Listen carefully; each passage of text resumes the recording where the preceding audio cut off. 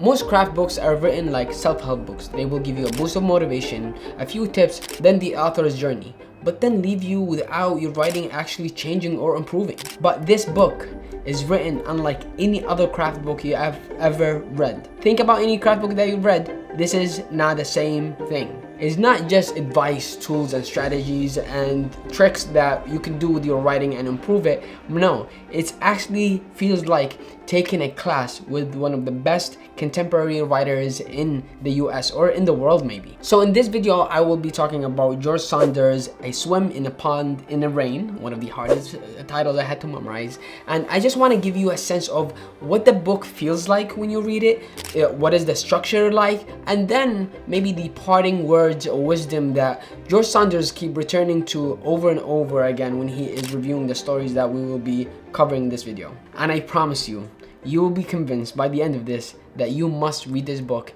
if you want to improve your writing or even your understanding of storytelling. If you don't know who George Saunders is, then you probably have heard of his books. He is famous for the 10th of December or Lincoln the Barado, which was a Man's Booker Award. The 10th of December was the finalist in the National Book Award. I mean, he's probably one of the most respected writers or short story writers in our modern times who is alive. He is known to be impactful, concise. His writing is very clear. He has a background in engineering. He's not even writing. And the way he started was he would just work during the day and then write at the end of his shift. And that's practically how he started writing after hours. He wasn't a full-time writer from the beginning like most of us dream. Even when he speaks about his writing, you can see that he has an engineering background because he's sort of like reverse engineers a lot of the stories that he talks about in the book and breaks it down into parts and shows his strengths, the opportunities that were missed, the opportunities that were taken advantage of, and breaks it down into piece by piece. But when you hear him speak, even when you read him, he feels like, or he has a voice of a philosopher. Delayed introduction. Hi friends, my name is Mohamed and I'm a writer with a master's in creative writing. And in this channel, I demystify the writing process and talk about tools and habits that make writing joyful. So A Swim in a Pond in the Rain strictly covers Russian stories, classics. So think Tolstoy, Chekhov, Gogol, all of these master creative writers or master writers who their stories stood the test of time and we still read them today. We still read them or study them in literature classes. These are the writers that he focused on, and he is just an expert at that type of literature, even though most of it was translated, and he broke down each story for what's its strengths and opportunities that we can learn from it. So this is the part where I give you a feel of what the book is like when you are reading it. For first, you read a whole entire story. You will read a story that's a few pages, and then he would comment. George Saunders would have his commentary on each part. Now, each story is tackled differently. In the beginning, you are reading the full story. Then he goes into covering each part of the story.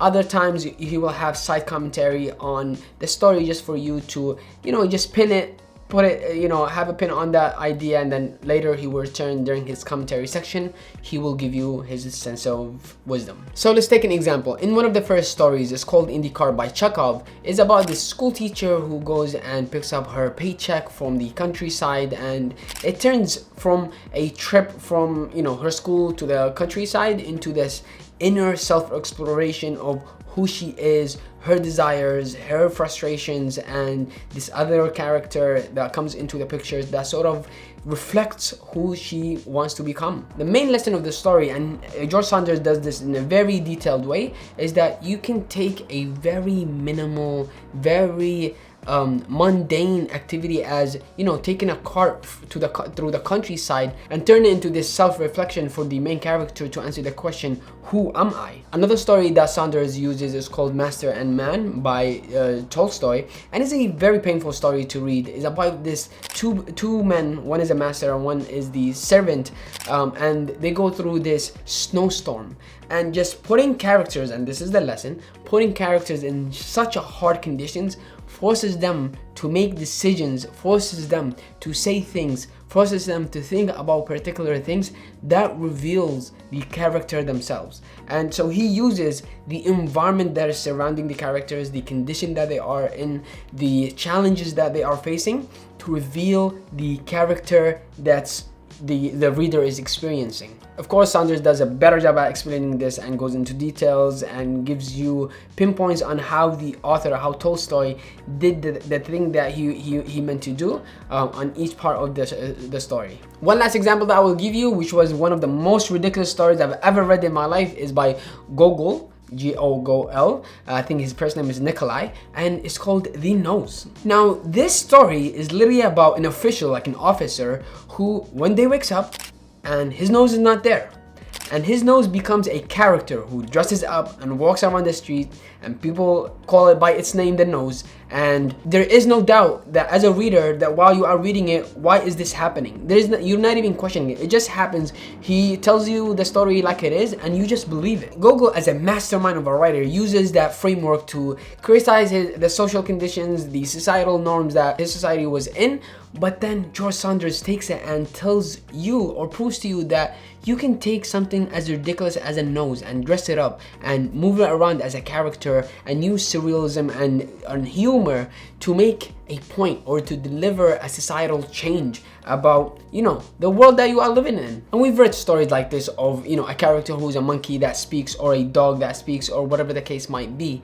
And these stories, these type of stories, are the ones that gives us a sense of freedom from the limitations that a normal character might, you know, present to us. So a big part of the book is that taking one story, you read it, then he breaks it down and gives you the lessons that you can take home and learn from. The next part, he also challenges you in his notes to do writing exercises. And then some of these exercises are, but then the point of the exercises is not for you to do them for the sake of the exercises, but the point is for you to challenge yourself through your uncomfortable zone, or through your comfort zone, actually. For example, Saunders is one of the biggest believers of revisions. He thinks that writing does not happen when you are writing the first draft. That's just the discovery phase of the writing. Writing actually happens in the revision, and revision is something that is tedious, and you have to take a very long time on it, and you have to develop a very long stamina for it. One revision exercise that I actually used once before is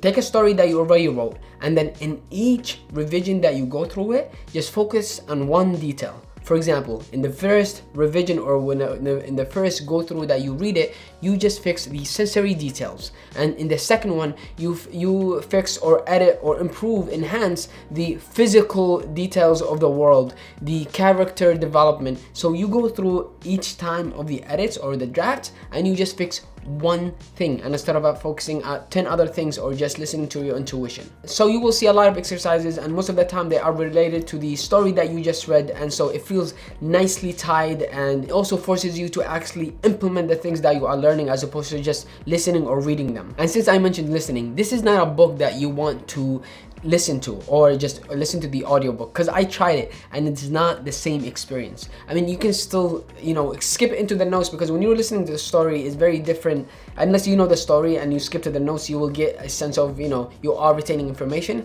But this is a book that it only can be experienced for its full potential if you actually read the physical version. The last thing that I want to share with you is the principles or the fundamental rules that George Saunders takes, or, you know, abides by when it comes to his own writing. They also return again and again throughout all the stories that you read in the book. One is TICHN, which means things I could not help notice. And these are just details that the writer, or even yourself, wrote in the first draft, that you couldn't help but notice them when they came up, because you would think, oh, these will have a very significant part of the story. And actually, Chekhov has a quote on this. He says, if in the first act you hung a gun, on the second act it must be fired, otherwise take it out. You do not include details in short stories in particular that are not gonna enhance or be used, because then they will be a waste of space, a waste of attention. And you have to respect the reader, because the reader is gonna read a very important detail like a gun, or, you know, a character slapping another character, but then would not see a consequence of that particular action or that particular object. Then it will feel cheated. The other rule is always be escalating. This means every line, every paragraph, every chapter of your book is escalating or getting deeper into the conflict, and is not there for the sake of being there. And I'm actually struggling with this at the moment with writing the novel that I'm writing. I mean, granted, it is the first draft, so I'm still discovering what is going to be. But sometimes I just feel like I'm writing for writing itself. Like the characters are just like yapping, and I'm just describing everything that's under the sun, and it doesn't have a sense of escalation. And he gives this analogy of, imagine your story is a series of climbing steps, and each step is supposed to increase the tension. This does not mean that each paragraph or each sentence or each part of the story is supposed to, like, something major has to happen, so an action has to be happening. No, but then you are getting more tension or more clarification deeper into the conflict of the story itself. The third rule that he always mentions is the importance of causality. There's always a cause and effect. So when you are writing a story, things don't happen out of the blue. A character doesn't get killed just because they cross the street and get killed. No, there's a cause for that to happen, and then there's an effect. You don't kill a character because you are killing your darlings. You kill a character because it will have a significant impact on the story that will get you closer to the resolution of the story. And he says the difference between published writers and unpublished writers is, one, their stamina for revising, or their ability to revise over and over again. Two is their sense of causality. So if you want a character to stop flying, you have to give them a cause. They can't just start flying. The world has to be set up in a way where it facilitates for that action to happen. You know, the nose in the story, the nose did not just become a nose out of the blue. You actually believe that the nose just fell out of the guy's face, because people start telling him, oh, you don't have a nose, and he starts looking for it, and you think, oh, like, this is actually true. He actually did lose his nose, because the whole thing is set up in a surreal environment. The last thing that he mentions often is that storytelling or writing is like being in a sidecar, or the reader is being in a sidecar. You as a writer, you are the driver, and the reader is sitting in the sidecar of one of those motorcycles, and wherever you're going, the reader is supposed to go in that same direction. You can't give too much space for interpretation for the reader to just derail from the path that you are going, because at some point when you meet, then you will not have the same experience or understanding of what the story is. So every twist in the plot, every character development, every detail that you share is supposed to take the reader with you along the journey. You are experiencing the same thing. This is the book. I highly recommend it. And if you enjoyed this video, then you will for sure enjoy my video on how to develop your unique voice or style, and I go into detail on what is the difference right here. In the meantime, thank you for watching, and until the next one.